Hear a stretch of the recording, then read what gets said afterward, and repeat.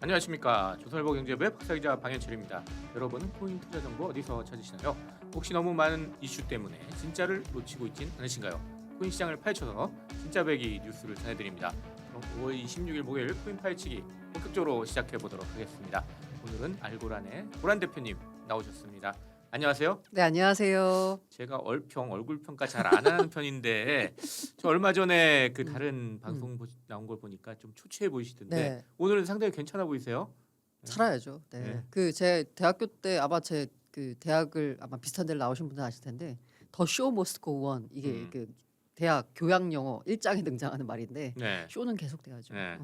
최근에 이제 테라, 루나 폭락 사태로 약간 좀 네, 뭐 음.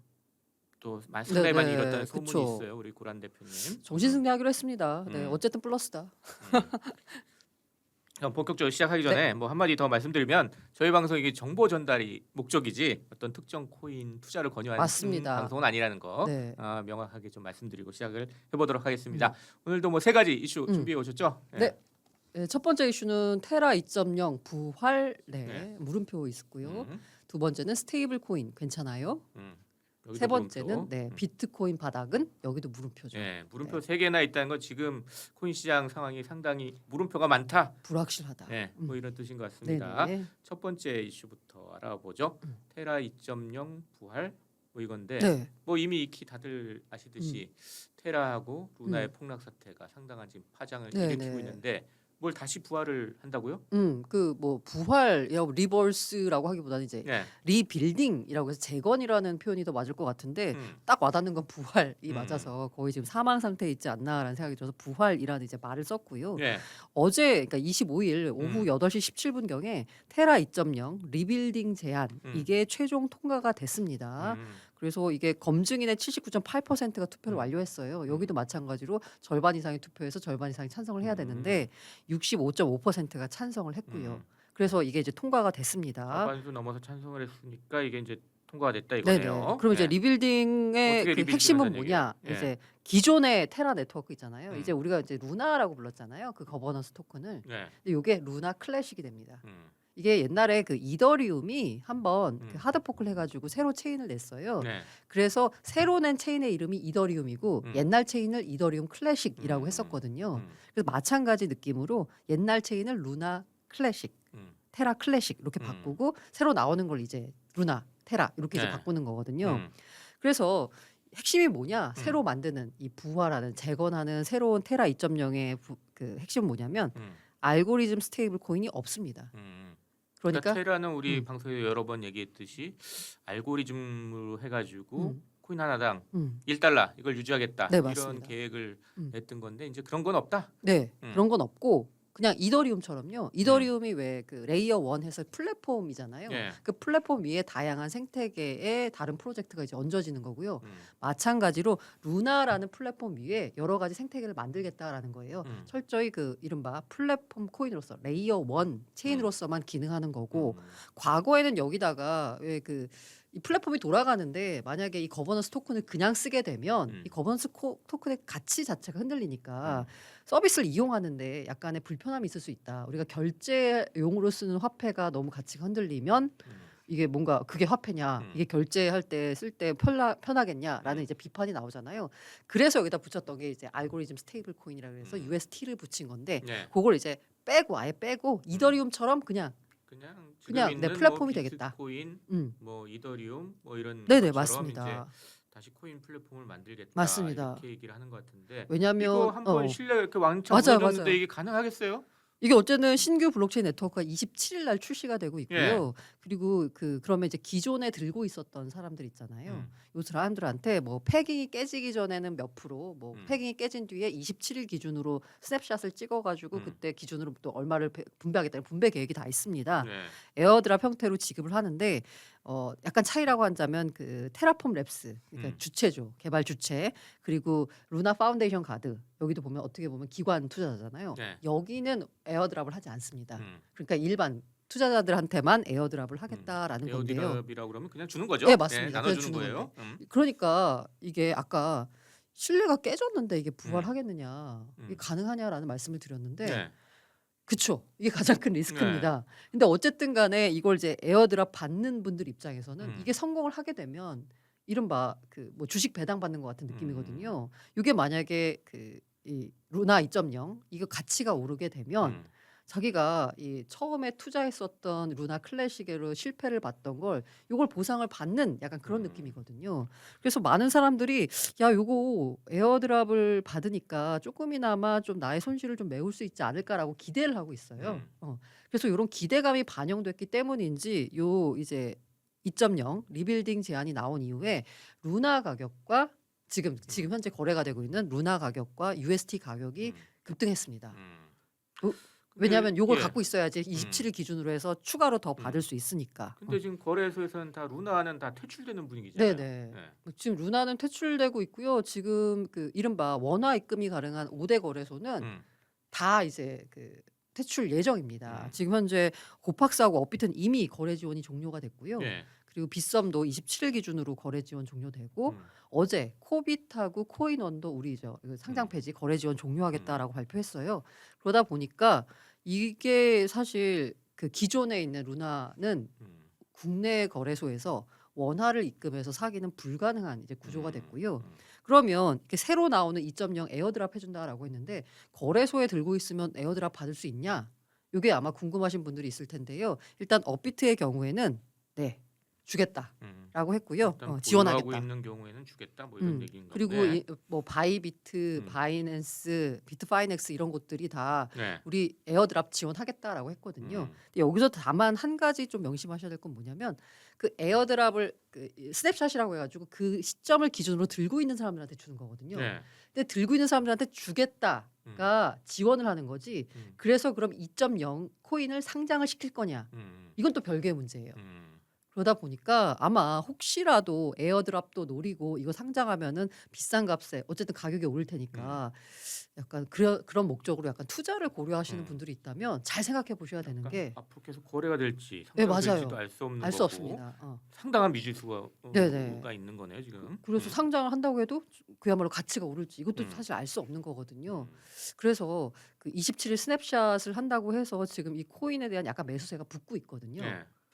그런데 한번 투자에는 음. 조금 신중하셔야 될 것 네, 같습니다. 좀 주의하셔야 될 것 같고요. 또 뭐 지금 검찰도 그렇고 뭐 금융당국도 그렇고 지금 조사한다고 지금 상당히 난리인 것 맞습니다. 같아요. 이게 약간 미친 여파가 음. 굉장히 큽니다. 게다가 아무래도 글로벌 프로젝트로 성장을 했다라고 하는데 출발이 음. 우리나라였잖아요. 음.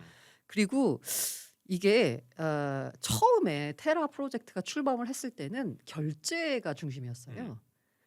근데 이게 국내에서 전자 뭐 금융업법 뭐 이런 거 있잖아요. 네. 지급결제 서비스 업체에 대한 금감원의 여러 가지 제재들 이런 것 때문에 결제가 사실상 좀 어려워지게 됐습니다. 그래서 2019년에 테라 프로젝트를 글로벌 디파이 프로젝트로 약간 네. 피보팅을 한 경우거든요. 그런데 처음에 이 테라가 나왔을 때 아까 제가 결제라고 했을 때 네. 결제 중심은 지급결제 서비스 업체인 차이 코퍼레이션 여기가 대신 받아가지고 여기다 나름 붙였어요. 그 테라 보면 UST라고 있잖아요. 이건 네. 달러에 연동된 스테이블이고 그게 아니라 원화에 연동된 스테이블은 KRT라고 부르거든요. 요걸 붙여가지고 차이 코퍼레이션이 네, 결제 서비스를 제공을 했습니다. 네. 그런데 이미 3월에 여기는 이제 완전 헤어졌거든요. 근데 이제 금융감독원이 검사를 할 수 있는 좀 들여다볼 수 있는 건 사실 테라폼 레스는 싱가포르 법인인데다가 뭐 명분이 없어요. 근데 요 지급 결제 서비스 업체는 금융감독원이 들여다볼 수 있을 거거든요. 네. 그러니까 테라폼 랩스와 테라와 관련이 있었던 차이 코퍼레이션에 대한 현장 점검에 나선다라고 합니다. 뭐 현재 뭐 하여튼 어떻게든 조사를 하겠다. 뭐 이런 네, 얘기인 것 맞습니다. 같네요. 예. 일단 약간 투자자들이 주의할 필요는 있다. 이런 음. 말씀드리고 넘어가도록 하죠. 네. 예. 키워드 두 번째는 스테이블 코인 괜찮아요? 뭐 이건데 결국 아까 테라 얘기해봤지만 테라가 스테이블 코인을 지금 지향하는 거잖아요. 네네. 근데 그렇다면 다른 스테이블 코인들은 괜찮냐? 음. 뭐 이런 의문점이 당연히 나올 맞아요, 수밖에 맞아요. 없는데 네. 요거 한번 알아보도록 하죠. 예. 그 말씀해주신 대로 테라 같은 경우에는 이른바 알고리즘 스테이블입니다. 그러니까 담보가 있어가지고 그 가치가 1달러로 고정이 되는 게 아니라 1달러를 유지하려고 하는 게 아니라 알고리즘에 따라서 1달러를 유지하는 거예요. 그런데 알고리즘 스테이블 코인은 제가 말씀드린 대로 담보가 없으니까 사실 그 알고리즘과 그다음에 그 알고리즘이 정상적으로 작동할 것이다라는 신뢰에 기반한 거거든요. 근데 이번 경우에도 봤지만 믿음이 다 네. 깨지면서 뭐 일각에서 그걸 갖다가 폰지 사기라고 예, 얘기를 하기도 했죠. 맞아요. 그래서 네. 나락으로 갔죠. 네. 그러다 보니까 이 스테이블 코인이 아까 말씀드린 대로 알고리즘 스테이블 코인이 있고 담보 네. 기반의 스테이블 코인이 있는데 알고리즘 스테이블 코인이 깨지니까 이제는 이제 야, 담보 스테이블 코인도 괜찮은 건지 괜찮아 정말? 이라는 약간 의문이 제기된 거죠. 음. 그 가운데 이제 담보 스테이블 코인 가운데 가장 시가총액이 큰 건 현재는 테더사가 테더. 발행하는 네. USDT라는 네. 게 있습니다. 1달러당 이제 음. 1테더가 이제 네네. 교환이 되는 네, 거죠. 맞습니다. 예. 이게 가장 오래된 스테이블 코인이에요. 담보 기반의. 그리고 이제 원칙적으로 보자면 이제 누군가가 100달러를 갖고 가가지고 테더 발행해 주세요라고 하면 100 USDT를 발행을 해줍니다. 그리고 그 테더사는 일종의 약간의 수수료를 먹는 구조예요. 그래서 다시 와가지고 100 USDT를 내밀고 100달러 주세요라고 하면 내줘야 돼요. 그러면 누군가가 와가지고 100 USDT를 내밀고 100달러 주세요라고 하면 테더사의 은행 계좌에는 뭐 잔고에는 100달러가 있어야 되잖아요. 있어야지 100달러 주겠죠. 맞아요. 예. 이걸 이제 그 갖고 있는 걸 가지고 음. 지급 준비금이라고 하는데 예. 은행의 경우에도 예를 들어서 뭐 100억을 빌려줬다라고 하면 은행 그 금고에는 100억이 있진 않습니다. 이 지급 준비율이 대충 뭐 8%인가 뭐 그렇게 되잖아요. 그 이제 국제적인 기준으로 네네네네. 그 정도. 그래서 대충 남기고 은행들 나머지는 다 보면은 대출하고 맞아요, 있죠. 맞아요. 예. 10% 남짓만 사실 은행 금고에 보관을 해놓고 나머지는 대출 등을 통해서 은행이 추가 수익을 창출하는 거죠. 네. 그런데 테더는 그렇게 하면 안 돼요. 음. 왜 은행이 그렇게 할 수 있는 건 국가가 그렇게 해도 좋다라고 라이센스를 발급을 해줬기 네. 때문이죠. 하지만 테더사의 경우에 그런 라이센스가 없기 때문에 그냥 100달러치를 들고 있어야 됩니다. 그런데 이 테더사가 그가 2017년 비트코인 상승장부터 시작해가지고 항상 그 이른바 이 비트코인 코인 시장을 사로잡은 두 가지 양대 리스크라고 하면 하나가 마운트 곡스. 이거 만약에 피해자들한테 보상해준 비트코인이 시장에 쏟아지면 가격이 급락할 것이다. 또 하나가 바로 테더 리스크인데요. 이게 뭐냐? 테더사가 100달러어치를 맡겼는데 100달러어치가 금고에 없는 것 같아. 그래가지고 만약에 사람들이 너도 나도 가가지고 우리 나 달러 주세요라고 요청을 하게 되면 지급 불능 상태에 빠질 수도 있다라는 거죠. 그렇죠. 네. 네. 이게 계속 그 시장의 발목을 잡았어요. 여러 가지 시장이 안 좋을 때마다 악재가 나왔는데 이번에도 역시나 테더사 얘네 이거 불안한 거 아니야? 우리가 만약에 지급을 요청을 하게 되면 인출을 못 해주는 거 아니야? 그래서 결과적으로는 테더사에 대한 믿음이 흔들리면서 너도 나도 USDT를 인출하겠다라고 하면 달러를 인출하겠다라고 하면 여기도 뱅크런이 나가지고 네. 근데 이 USDT라고 하는 게 시가총액이 거의 100조 원에 달하는 가장 큰 스테이블 코인이거든요. 이게 무너지면 시장이 이제 무너진다라는 뭐 리스크거든요. 테라 같은 일이 벌어질 수 맞아요. 있다. 뭐 근데 이런 얘기가 그쵸. 근데 이제 테라보다도 훨씬 더 시장에 더 미치는 크니까. 파급 효과가 더 파급이 크니까. 더 클 텐데. 그래서 어쨌든 그 테더 약간 불안한 위험한데라는 사람들의 불안 심리가 있으니까 갑자기 네. 사람들이 인출을 시작합니다. 달러 인출을. 실제로. 그래서 네. 그 7일 날 테라 사태 이전인 7일 날 시가총액을 보니까 832억 달러예요. 그런데 26일 0시 오늘 이제 새벽 0시 기준으로 보니까 734억 달러로 시가총액이 100억 달러 이상 줄었습니다. 그러면 이건 뭐냐? 100억 달러 이상을 사람들이 불안해가지고 인출해 갔다는 찾아간 얘기잖아요. 거네요. 맞아요. 네. 그러니까 은행이 보유한 지급준비금의 8분의 1을 단 며칠 사이에 예금자들이 찾아갔다는 의미거든요.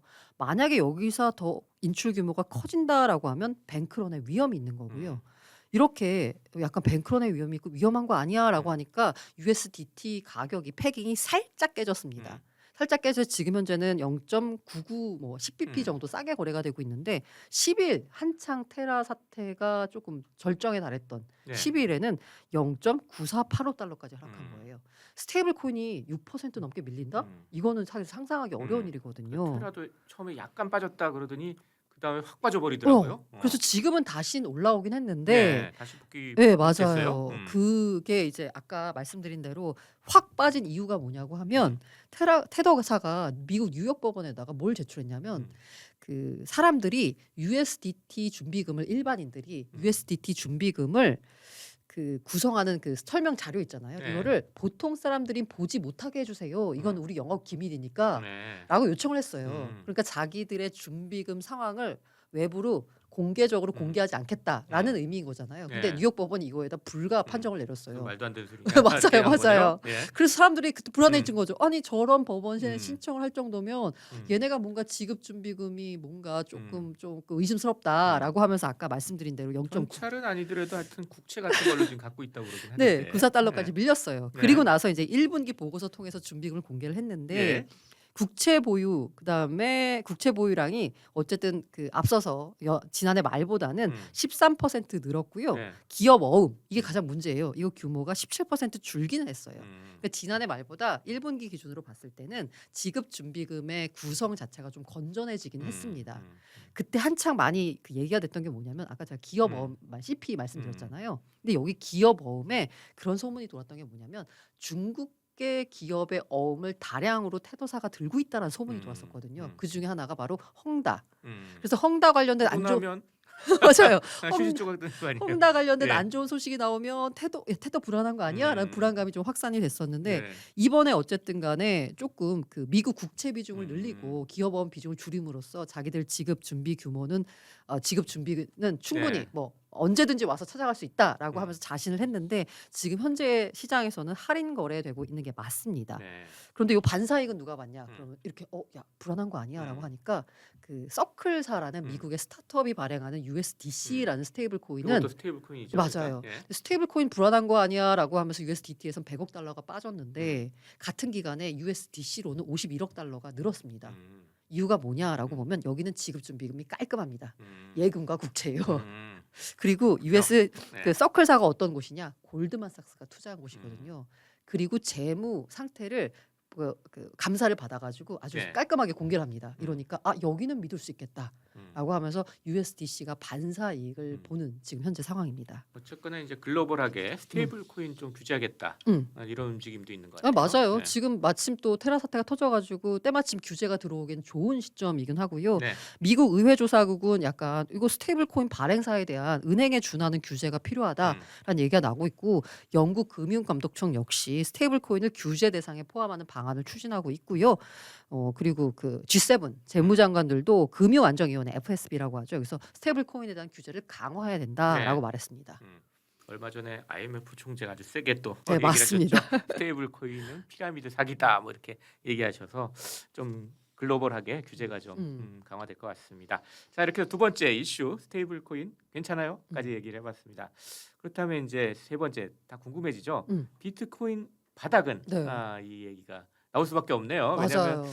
이게 비트코인이 코인 대장주 아니에요. 근데 이 스테이블 코인 이렇게 흔들리니까 같이 약세를 보였단 맞아요. 말이에요. 그럼 어디까지 가는 거냐 이게 궁금할 것 같은데 어떤 얘기들이 지금 나오고 있어요? 아마 가장 궁금하신 게 아닐까 합니다. 어쨌든 뭐 투자는 계속해야 된다라고 하면 테라 사태 이후에 가장 궁금한 건 대장주인 비트코인의 향방일 텐데 네. 왜냐하면 코인 시장의 특성상 비트코인이 약세면 다른 게 다 안 좋아요. 근데 최근에 흐름이 좋지 않습니다. 그러면 왜 약세일까를 보면 사실 그냥 매크로 변수가 안 좋아요. 매크로가 안 좋으니까 모든 자산 가격이 폭락하는 와중에 코인 역시 그냥 폭락하는 지금 그런 지금 뭐 상황이거든요. 미국의 테크주들도 다 맞아요. 크게 하락하고 있잖아요. 예. 그래서 아니 디지털 금이라며 왜 그 위험 자산하고 똑같이 움직이냐라고 하는데 지금은 디지털 금의 성격보다는 그냥 기관들의 참여가 늘어나면서 그 이제 현금이 최고다라고 하면서 지금 다 팔고 있잖아요. 네. 그 파는 와중에 팔리는 자산 중에 하나로 비트코인 이제 들어가 있는 형국입니다. 네. 그래서 그럼 이제 여기서 궁금한 게 뭐냐면 일종의 이제 시장에서는 약간 바닥이라고 생각했던 3만 달러 부근에서 지금 계속 왔다 갔다 하고 있거든요. 네. 여기서 더 떨어질까? 아니면 계속 또 횡보하는 거야? 아니면 횡보를 끝내고 이제 상승할까?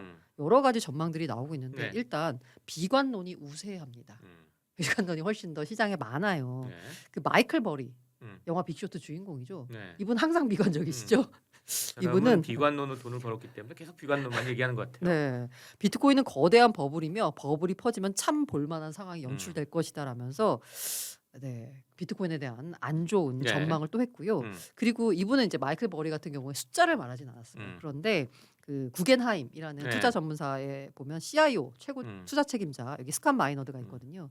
이분이 최근 언론 인터뷰에서 $8,000까지 떨어질 수 네. 있다라고 예상하면서 이분은 나스닥에 대해서도 되게 부정적으로 얘기하시는데 역시 비트코인도 아주 네. 부정적으로 얘기하시네요. 지금 나왔던 숫자로 제시된 가격 중에는 이 $8,000가 지금 현재 가장 음. 낮은 가격이요. $8,000면 어우 우리나라 돈으로 하면은 지금 그 뭐 1,000만 원도 안 되는 가격이거든요. 지금 3,600, 700 정도에서 거래가 되고 네. 있는데 뭐 3분의 1 토막된다는 얘기니까 아주 좀 네네. 상당한 비관론이네요. 네. 그리고 또 이제 전문 트레이더 겸 이제 음. 렉트 캐피탈이라 애널리스트는 렉트 캐피탈이라는 그 또 분이 있거든요. 네.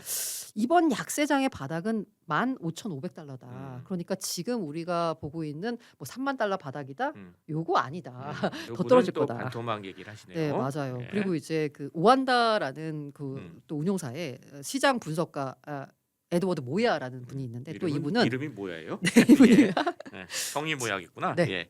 아무도 바닥 매수하고 싶어하지 않는다. 음. 그래서 그 지지선이 어디냐? $25,000 부근이 음. 지지선이고 만약에 여기 깨지면 $20,000까지 밀릴 수 있다라고 이제 얘기를 했습니다. 네. 그리고 발키리라는 펀드가 있거든요. 거기 리서치 책임자는 $22,000에서 $23,800까지 음. 하락할 수 있다라고 얘기했습니다. 그래서 우리가 이제 이른바 바텀, 락바텀이라고 하죠. 대충 보면 28,000원 지키더라라고 했는데 비관론을 말씀하시는 분들은 훨씬 더 밀려서 $20,000 밑으로까지 떨어질 수 있다. 심지어는 $8,000까지 갈 수도 있다라는 전망을 하고 있습니다. 일단 비관론이 우세한 가운데 또 다른 의견 가진 분들도 있죠. 네, 뭐 3IQ라고 디지털 자산운용사 있거든요. 네. 여기는 그냥 아마 저도 그냥 이렇게 보는데요. 그냥 횡보할 것 같습니다.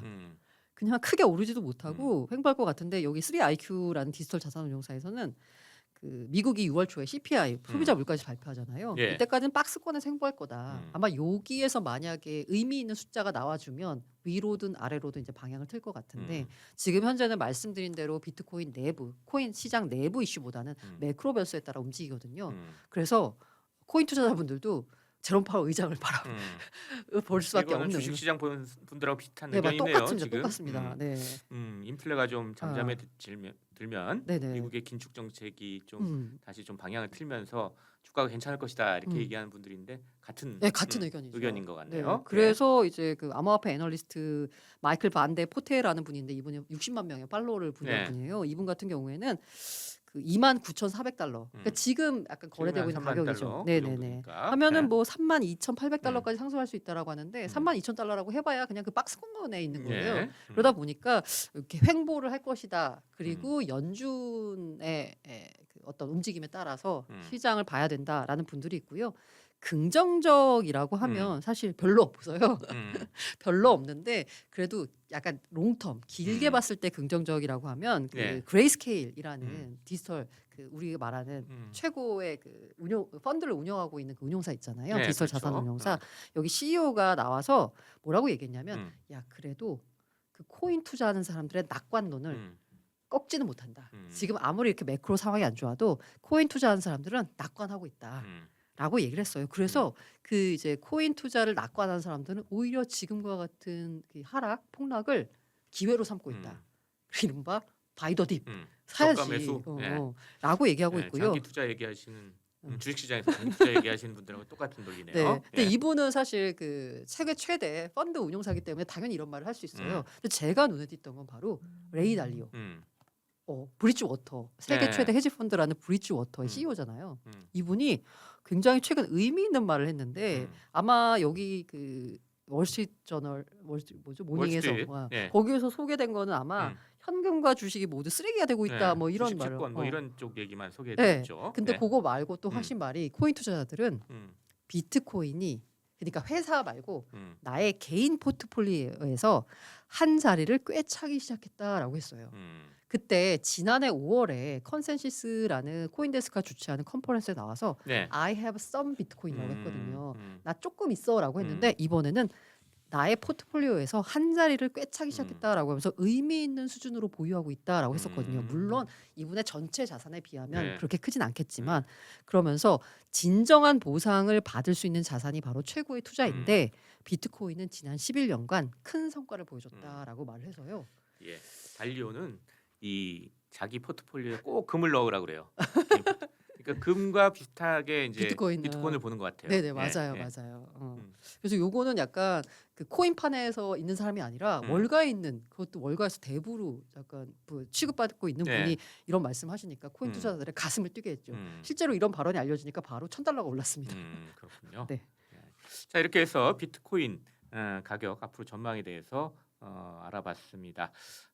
자 오늘 뭐 여러 가지 얘기들 좀 해봤는데요. 마지막으로 좀 정리하는 입장에서 저희 시청자 구독자 여러분께 마무리 네. 해주시죠 한번. 네. 제가 3개의 키워드를 들고 왔는데 뒤에 다 물음표가 붙어 있었어요. 지금은 느낌표, 확신하는 시장보다는 시장에 대한 질문을 끊임없이 하면서 투자를 결정해야 될 시점이 아닌가 합니다. 그래서 물음, 항상 물어라, 의심하라, 회의하라 라는 말씀을 드리겠습니다. 예, 감사합니다. 5월 26일 목요일 코인 파헤치기 마칠 시간입니다. 유튜브 조선일보 머니 채널에서는 매주 목요일 코인 시장 이슈를 생생하게 전달합니다. 구독은 물론 알림 설정까지 해주셔서 알찬 정보들 놓치지 마시길 바랍니다. 지금까지 코인 시장의 이슈를 생생하게 전달하는 코인 파헤치기 함께해 주신 알고란의 고란 대표님 그리고 저는 조선일보 경제부의 박사이자 방현철이었습니다. 감사합니다.